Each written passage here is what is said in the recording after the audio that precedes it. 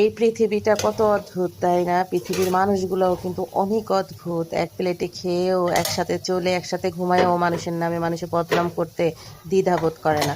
দেখা যায় কি এক প্লেটে খাচ্ছে, একসাথে ঘুমাচ্ছে, একসাথে চলাফেরা করছে, রাত 24 ঘন্টা সব ভালো সম্পর্ক তাদের। অথচ একটু একটু স্বার্থের আঘাত লাগলেই আর একটু একটু মুখ কালাকালি হলেই দেখা যায় কি যে তার নামে বদনাম বলতে দ্বিধাবোধ করে না। অথচ যেই বদনামগুলো বলে সেগুলো সবও সত্যি না।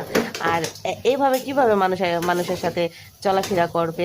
আর এজন্যই ভেবে নিয়েছি এখন থেকে একাই চলবো, একাই পথ চলবো।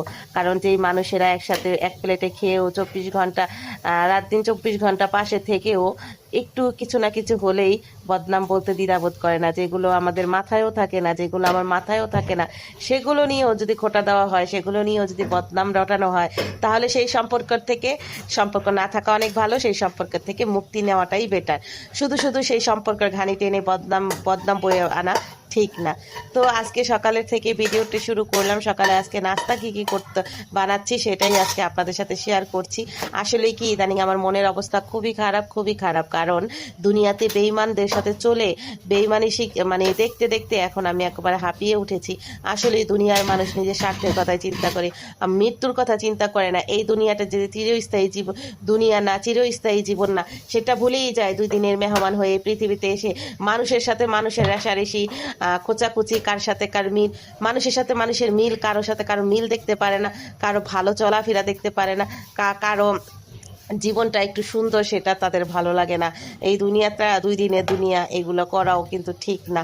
তো যাই হোক, মনে অনেক কষ্ট নিয়ে কথাগুলো বললাম। আজকে সকালে নাস্তাটাই শুধু আপনাদের সাথে শেয়ার করছি। সকালে ছিল আমার ফ্রোজেন করা রুটি, যেই রুটিগুলো আমি সবসময় বানিয়ে ডিপ ফ্রিজে সংরক্ষণ করি। যদি এই সংরক্ষণ পদ্ধতিতে আপনাদের কারো লাগে তাহলে অবশ্যই আমাকে কমেন্টে বলে যাবেন, আমি আপনাদেরকে দেখিয়ে দিব কিভাবে এই যে ফ্রোজেন করে রুটি রাখলে সপ্তাহের পর সপ্তাহ আপনারা সকালের নাস্তাকে টাটকা রুটির মতোই হবে, মনে হবে রুটিগুলো মাত্র বানাইছেন।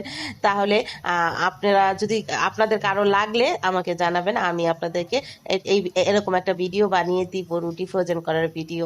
তো এখানে ছিল ফ্রোজেন রুটি, ছিল আলু ভাজি। অনেকদিন পর মনে হলো কি আলু ভাজি করি সকালের নাস্তার জন্য, রুটি দিয়ে খাওয়ার জন্য। আর ডিম পোস্ট, সাধারণ নাস্তা, সাধারণ খাবার। আপনারা কে কে এরকম সকালের নাস্তা, সিম্পল নাস্তা